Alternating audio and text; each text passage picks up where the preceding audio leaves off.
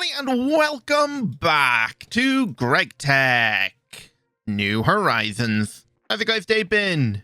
Good? Let me know down in the comments below. So last episode, we set up xenoxine production. We went through the biolabs, created the cultures, and then set them up down here in their own bacterial vat. And these guys are producing quite a bit at a time, like 20k liters, and there's 12 of them set up, so we do produce quite a bit. But unfortunately, we're not able to keep up with the redox production because that's what it's being used for.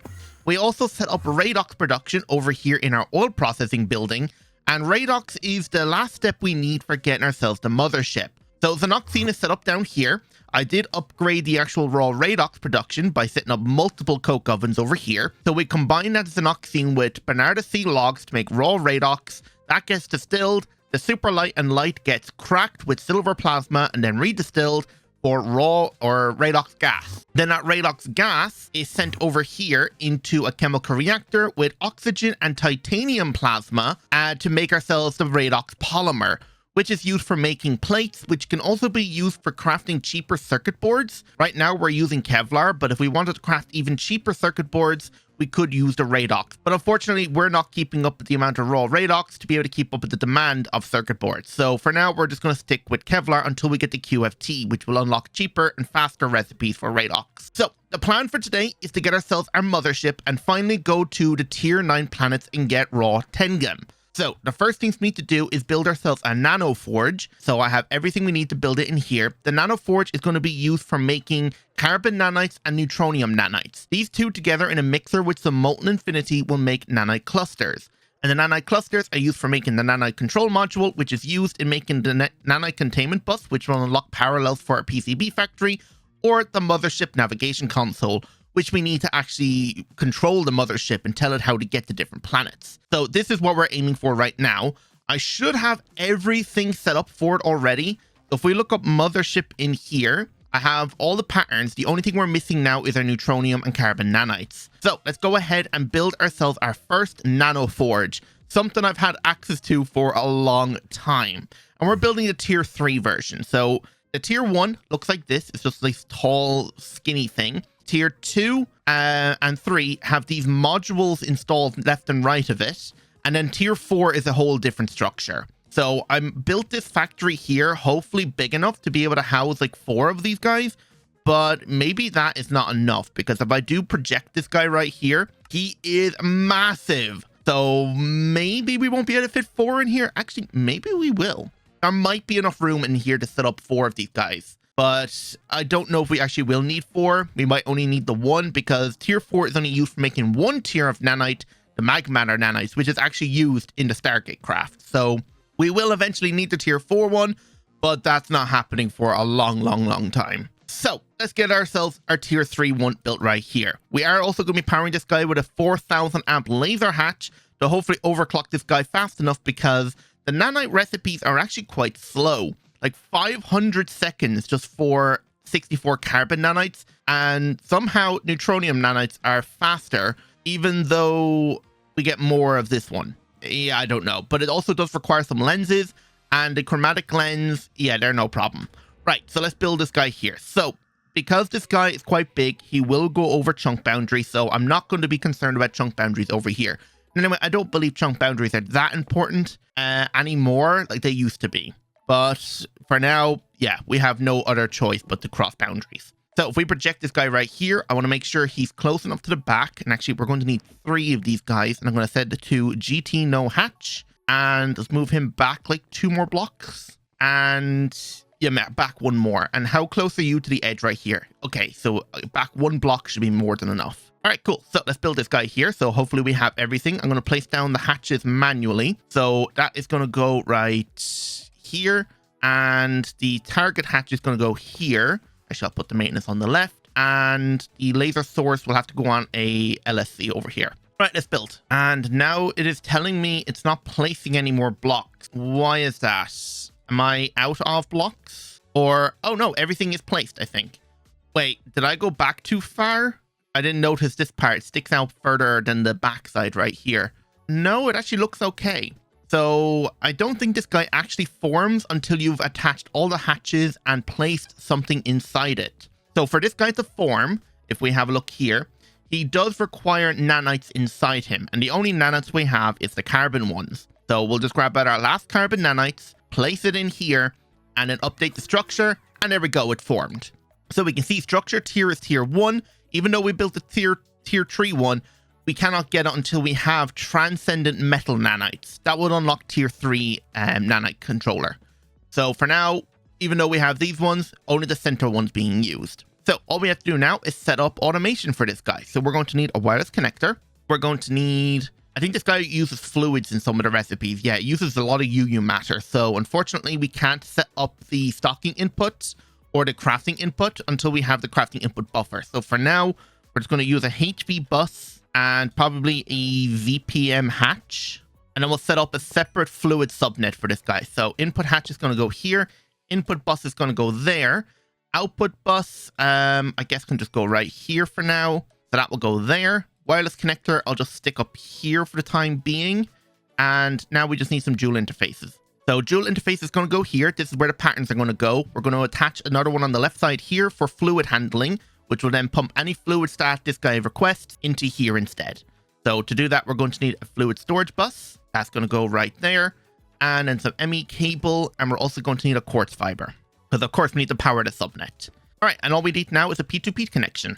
All right, so connect this guy and connect this guy here to NanoForge. All right, this guy is ready. All we need now is the patterns, which I think, yes, I have my backpack here. So these go in, and now we need to give this thing power. So I'm going to build an LSC over here on the left. Okay, everything is built. I've ran the cable, and now we just need to turn on wireless mode and turn this guy on and rebalance. There we go. We have power, and this guy here should have power now as well. Right, let's start our craft. So let's say nanite. Craft me the neutronium ones, because I actually need to hold one of these guys for a quest. Everything should have went in. Oh yeah, missing the lens. The other lens we're also going to need is this quite certain crystal lens, and this is made just by chemical bathing this exquisite probable crystal with UU matter, and this exquisite probable crystal comes from the mysterious crystals. There we go. So now we have both. So these don't need to be in the pattern because they're not consumed, so they can just stay in there.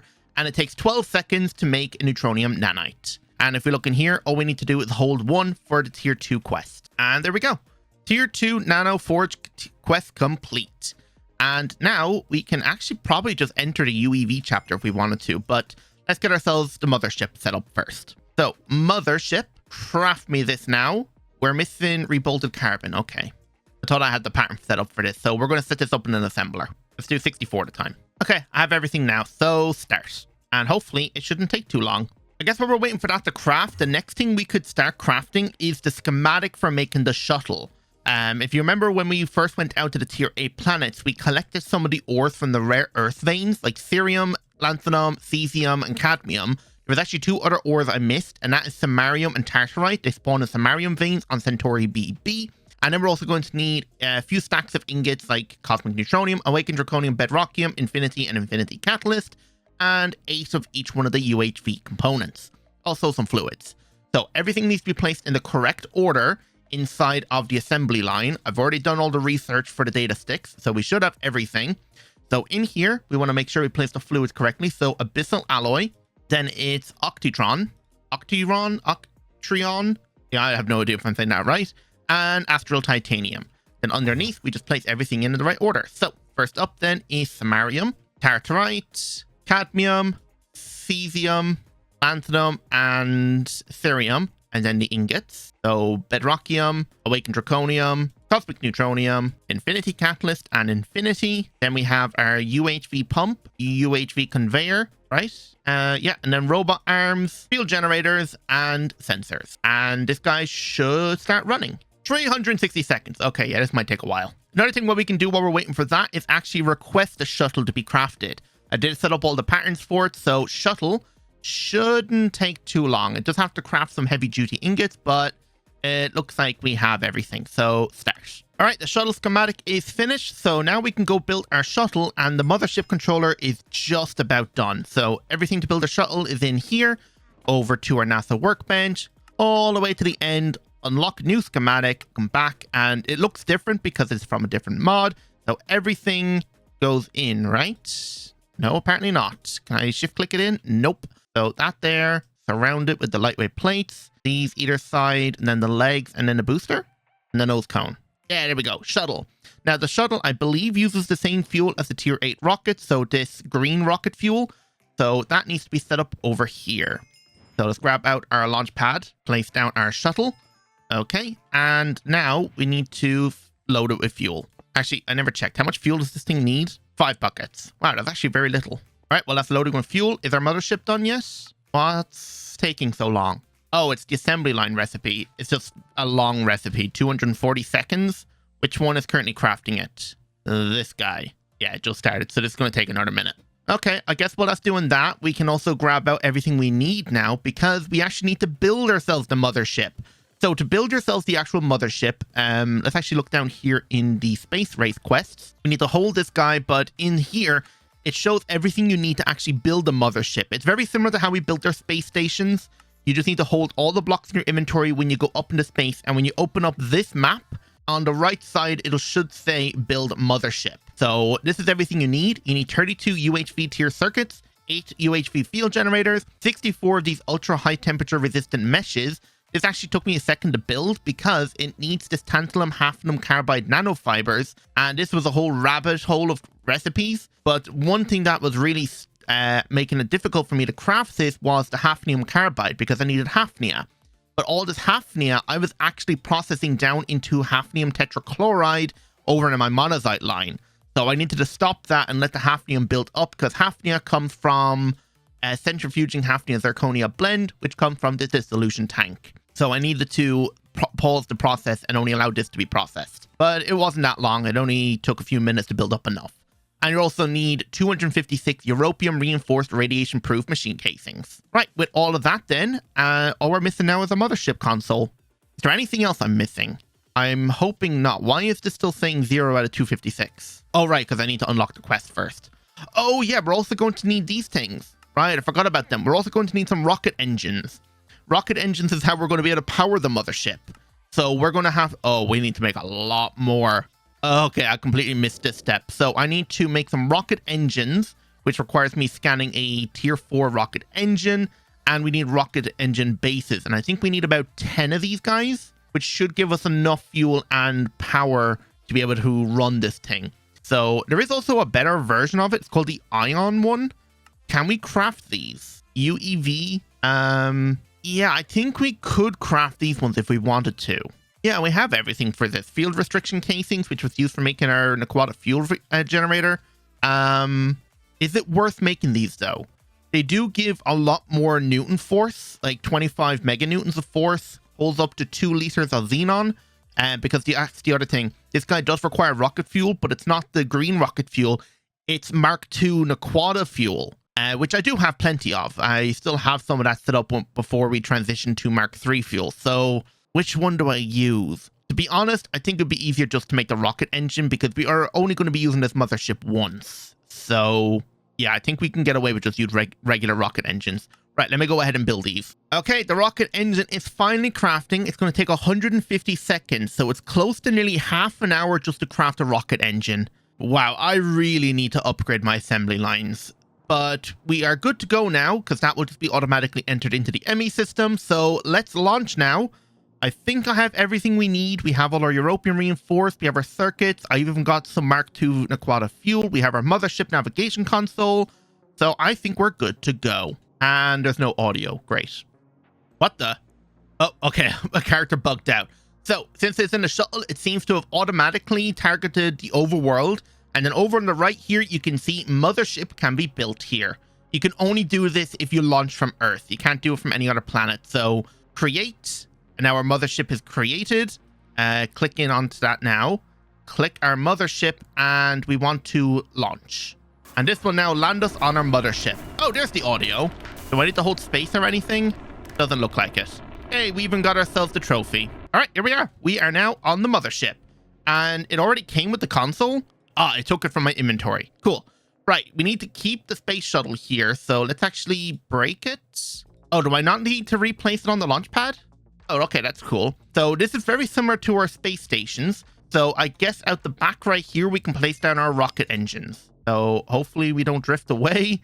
And now we need to place these in a straight line. Then we can add our rocket engine on the end. And then from here, we need to right click to open this menu and load it with the fuel. Okay, I think it's going to need a lot more fuel than that. It doesn't look like it wants to insert any more. Oh, no, it can. Okay, there we go. So we have max fuel in here now. It is set to disable. Okay, we want to keep it enabled. So status idle. Over here now in the navigation console, we need to open this up and zoom out. And now, according to the wiki, we want to actually do multiple jumps. It's going to take way too long if we were to jump directly to Ra. You can see here, travel would take too long. So what we can actually do is go directly to Proxima Centauri. So we'll launch there first. And at the bottom, it's going to take about 21 minutes. Okay. Oh, this is kind of cool. And you can actually do stuff while you're here. It doesn't actually move, which is really nice. So you could build a better looking ship if you want. I think the main structure here does need to stay the same. And you need a way of being able to land your shuttle. But yeah, we're just going to sit here and wait for us to arrive. And hopefully... yeah, it's going to take about 20 minutes. Okay, like 20 minutes later, we now have arrived at Proxima Centauri. So now what we want to do is zoom out and now go up here to Ra. And now we want to select the sun and launch. And this is going to take another 20-ish minutes. Okay, I think it may be bugged because it says we've arrived, but unfortunately the timer is not stopping and the engine is still running. This did happen when we first came here and I just left it run and it did eventually stop. But it's been going for like 5 minutes now past the timers. So there is a command we can do. We can do /mothership and we can do force arrival. You do need to be opt to do this, but yeah, we're here now. And it automatically consumes all the necessary fuel. So now that we're here at Ra, we want to now select Sekhmet, zoom in on that, and then select our planet. So we want to go to Seth. So we want to launch the mothership to that. So this is going to take, what, another 10 minutes? Okay, according to the navigation console, we have arrived, but it's still bugged. So I'm just going to use the command again. So force arrival. So now we're on Seth, hopefully, right? Yeah, we're just above it. So we should be able to use our shuttle now to go land on it. Do we have enough fuel? Yeah, we do. Oh, I forgot to set a waypoint. Okay, it's too late. We should be able to use the shuttle to launch from Seth back up here. Yeah, I forgot to set a waypoint using my relocator. Oh, well. Right, so we are now above Seth, so we should be able to click on it. Don't go away. Come back. So Seth, it says tier 9, launch. Do I need to hold space or something? It's not giving me a prompt, so I think we're okay. Okay, cool. We were coming in quite fast there. Right, so can we break the shuttle now? Wow, you actually... Oh, you can. Okay, good. So that allows me now to refuel it with the launch pad. Right, so let's grab out our prospector scanner and scan the area. Oh, wow. There is very little ore pockets around here, but we're looking for tengem. And wow, that's the only little bit that's here. Okay. Oh, this is kind of cool. It's like ice volcanoes around. Oh, there's even nodes that spawn here. Interesting. Oh, wait. Is there water under this? Okay. Anyway, what does it say? What Y level does tengem spawn at? Tengem spawns at Y30, between 30 and 180. So we're at 160. So tengem should spawn up on this level here, at least. Is there any tengem veins around here? There's a tiny one over here. Actually, let's just turn on this thing here. So there's a tengem vein right here. Does any tengem on the surface level? No, but it says there's some over here in this draconium vein. Or maybe over in this raw tengem vein. Yeah, it says there's some like roughly here. Anyway, let's just go to the center of the vein right here. Actually, we bookmarked this one, so we might as well do this one. So this should be the center of the chunk, and let's dig down. Oh, it's all ice. Silk touch maybe? And we are now in water. That's a problem. I don't think the ore is spawning, because we would see it. There is all this sponge and stuff, though. Yeah, I'm not seeing any ore spawn around here. Right, okay, that means we need to use a void miner. So let's find... Where did we land? I forgot to waypoint it. Oh, we got a hungry node. That's cool. Where did we land? I have no idea. Let's just pick a flattish spot. Actually, I think we landed roughly around here. Yeah, we landed right here. Okay, this is our landing spot. So we'll just name this landing and we'll set up a void miner right here. Right, and before we go anywhere, let me just set up a waypoint. So Seth. All right, and let's teleport home and get ourselves a void miner. Okay, void miner is built, so now we're going to give it a fluid to boost its output. And since we're making so much xenoxine now, we're going to give it that because we don't have enough organosan to give it just yet. So that auto eject into here. Okay, and we should be able to turn this thing on, and let's just see what type of ores we get. We got a lot of electrotine. I might need to set up a filter because really the only ore we need from this place is really the tengem. So yeah, we got some tin ore. Let's just turn off batch mode and to see what type of ores we get. 48 of each. That's actually not that bad. Arsenic, magnetite. There we go, tengem. And let's just send this all now to ore processing. So let's just make sure we chunk load this here. Let's go check ore processing. And we can see there is 2 new ores coming in. So we have basanasite and raw tengem. And tengem, how do we want to process this? It doesn't look like it gives a gem. So I think the best option... Oh, it gives straight up magnetic versions. Oh. Yeah, you know what? I think the best option might just be to macerate centrifuge. Or do we want to wash it? Oh, I don't know. How often do we use magnetic samarium? I guess we could just regular smelt it in samarium or electrolyze it into regular samarium. Yeah, I think we'll just do it this way here. So we'll just stick it in there. And basanasite. Yeah, I don't really care for the rare earth. We're already getting that. So basanasite can just be sent over here. Which setup is this? It should be just macerate. No, it's not this one. Actually, no, it's this one over here. This one's just macerate centrifuge. Yeah, we want to send basanasite in there. Okay, and now we can send everything in. Neodymium. Oh, we're getting that ore now. What can we do with this one? I don't really care for the monazite, so we'll just wash and centrifuge. So that can be sent into here. All right, and now if we look up tengem, we now have 1,700 of it. And now with that, we should be able to craft our infinity chest, the thing we're missing from getting our infinity bee. Why am I not seeing it? There it is. And, oh, we need to set up processing for it. So this does need to be electromagnetic separated. Right. I guess for now we could set up a pattern for that. Actually, it does need to be automatically done because this is the only use for it. Yeah. Okay. I'm going to set up a input buffer over here for it. So stocking input with raw tengem. Because we don't use this guy as often. Oh wait, he's set up as a polarizer. So never mind. That's not going to work. Where do I have another one of these guys? I might need to set up a separate one.